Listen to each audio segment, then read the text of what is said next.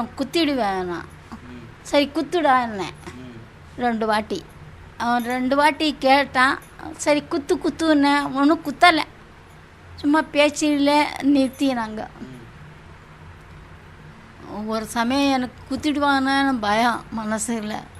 ஆனால் குத்தலை, குத்தாமல் பேசினே இருந்தான். சின்ன வயசு பையன்தான். சும்மா 2 வளையல், ஒரு சவரம், ஒரு 3 சவரம் வந்து ஒரு டாலர் செயின் சின்னது, அது ஒரு 3, இது ஒரு 2, 5-6 சவரம்.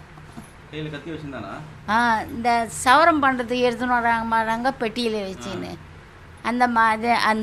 அதே கத்தி தான். ஒன்றுமே சொல்லலை, ஓடி வந்த தபேன்னு. எல்லாம் தூக்கத்தில் தூக்கம் மயக்கத்திலே இருந்தவன் ஓடி வந்து என்ன அவன் வந்ததுலேருந்து நகை எடுதான்னு சொல்கிறான். வேறு எதுவுமே பேசலை அவன். நகை எடுன்னா அது நான் வந்து இது நல்லது இல்லைங்க, டூப்ளிகேட்டுன்னு சொன்னேன். என்கிட்ட போய் சொல்கிறியான்னு சொன்னான். என் பாட்டுக்கு நான் சொன்னேன். அவன் டூப்ளிகேட்டுன்னா விட்டுட்டு போயிடுவானான்னு சொன்னான். அவன் இல்லை எனக்கு தெரியும் அப்படி இப்படின்னு. கடைசியில் நான் எடுத்து கொடுக்கல, ஆனால் அவனை கழட்டிக்கினான். ஆமாம். ஆஹா, அதான் கத்தி கையில் இருந்தான். குத்துடுவேன் சொன்னானே வழியே ஒன்றும் கிட்டெல்லாம் வரல. எனக்கு பயம்தான், குத்திடுவான்னு குத்தலை. ஆனால்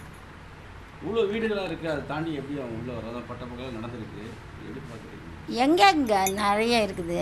எல்லோரும் சின்ன குடுத்தனம் தானேங்க. 2 பசங்க இருக்கிறாங்க, புருஷன் பொண்டாட்டி இருக்கிறாங்க. நிறைய முந்தி மாதிரி வந்து 4-5 குழந்தைங்க பெற்று எங்கே வளர்க்குறாங்க. என்ன கோரிக்கை வைக்கிறீங்க? இந்த மாதிரி நடக்காமல், மற்றவங்களுக்கு நடக்காமல் இருக்கிறதுக்கோ, இல்லை உங்களை மாரி யாராவது வந்து அட்டாக் பண்ணால், வயசானவங்க அட்டாக் பண்ணால் என்ன சொல்ல வரீங்க? நீங்கள் ஓரளவுக்கு சமாளிச்சிருக்கீங்க. ஆமாம், போலியான நகைன்னு சொல்லி அப்போ பறிச்சிருக்கான். அதுக்கு உங்களை மாரி யாராவது பாதிக்கப்படாமல் இருக்கிறது என்ன சொல்ல வரீங்க? அதுதான் அவங்கக்கிட்ட தைரியமாக பேசணும். முதல்ல தைரியம்தான் வேணும். அவன் கத்தி காட்டுறானேன்னு பயந்தா நம்ம கஷ்டம்தான். பயப்படாமல் இருக்கணும் கொஞ்சம்.